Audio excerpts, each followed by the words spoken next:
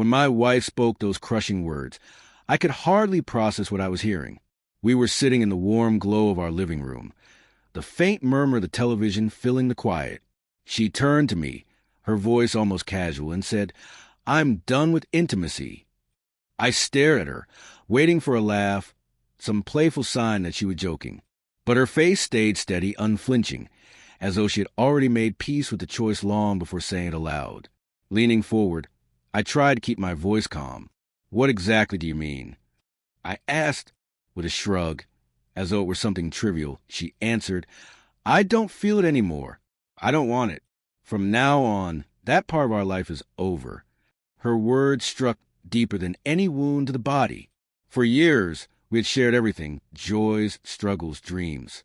And now she was discarding the very core of our bond as though it had never mattered. I sat frozen, heart racing, throat tight. A flood of memories rushed through me. My sacrifices, the nights I comforted her, the future we envisioned together. With one sentence, she unraveled it all. Anger stirred inside me, but sorrow pressed harder. I asked her if something had triggered this, if I had done something wrong, if there was another reason. She shook her head, irritation flashing across her face. "This isn't about you," she said flatly. "It's about me. I don't want that part of a relationship anymore." Her cold, detached tone hurt more than any shouting ever could. In that instant, something inside me broke.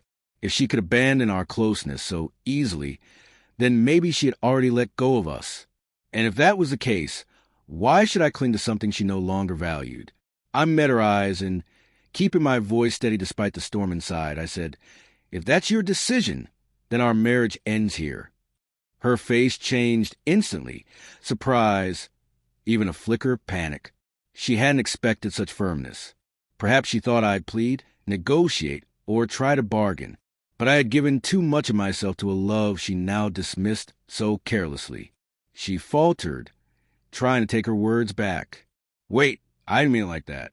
Maybe we can just live as companions." The word companions drew a bitter laugh from me. I hadn't vowed my life to be a roommate. I married her to be my partner, in every way, heart, body, and soul.